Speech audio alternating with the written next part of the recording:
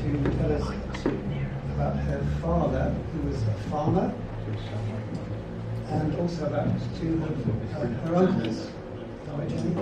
Yes, Graham's side of the family, my late husband, his side of the family.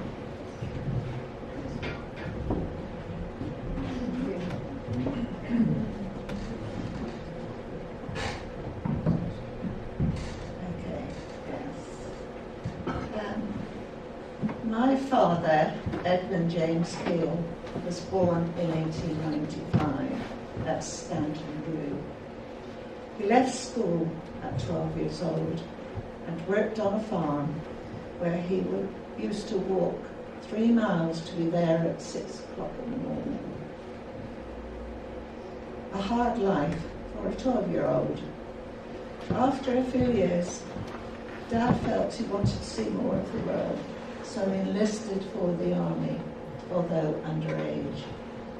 He was posted to Catterick Camp in Yorkshire and was in the Bedfordshire Regiment. At that time, there was no war on. But eventually, in 1914, war broke out and Dad was sent to the Somme.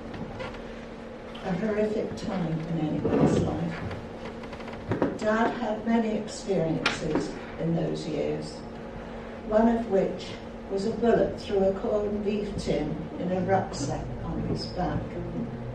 Good old bully beef. Also, he was on the toilet, whatever a toilet was, and heard a sniper load a gun behind him.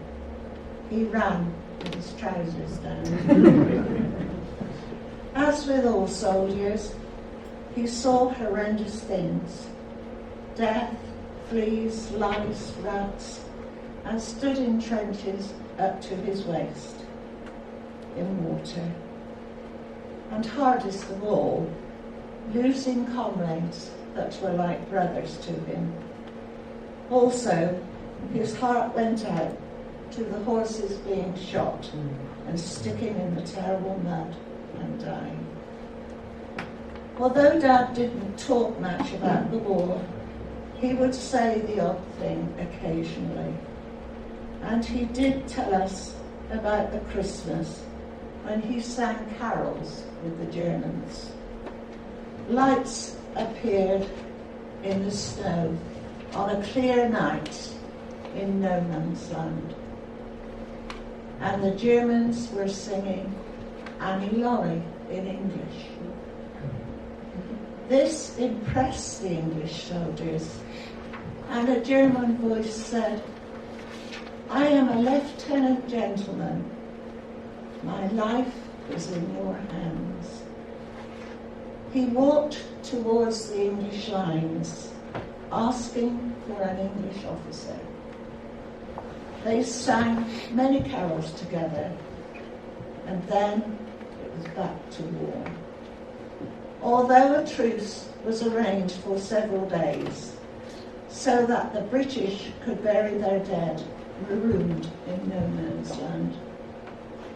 Unfortunately, an officer ordered troops half a mile away to fire, which resulted in loss. The vagaries of war. Dad came home after the war as a sergeant and was allocated a farm to rent in the Chew Valley, now the lake. He met Mum, married and had 3 children, me being the youngest. He was always very nervous after his experiences and couldn't make decisions. My brother Bob, born in 1927, left school at 14. He helped on the farm and with Mum made most of the decisions. Although Dad worked hard, ploughing, haymaking, harvesting with the horses, probably the ideal environment for him.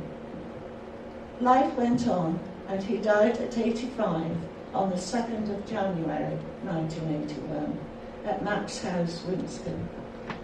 Dad's view of the world was limited to the song. On my late husband's side of the family, Uncle Frank joined the Royal Field Artillery in 1914 when he was 21.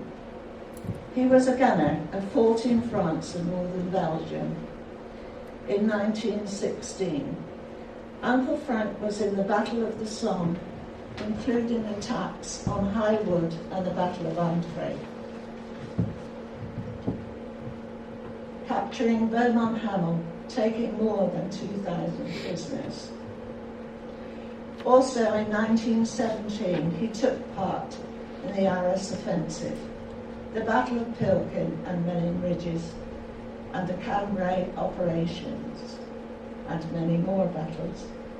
He was injured in Picardy, the last battle before armistice, and died of his wounds 16 days before the war ended on the 26th of October 1918. He was 25. He is remembered on the Roll of Honour and War Memorial at St James's the Great, Winston. Uncle Tom Frank's brother, younger brother, also joined the army, we think in 1916. We do not have much information about him, only that he survived the war and spent the rest of his life in Wells Asylum, where he died at the age of 60 in 1954. He was diagnosed with melancholy, stereo and facial tremors, which today we call post-traumatic disorder. They also had a brother, George, who was a conscientious objector, and another brother, Graham's father, who stayed home on the farm. I must say the opportunity to do some personal research that has been a horrific reminder of what happened in that war.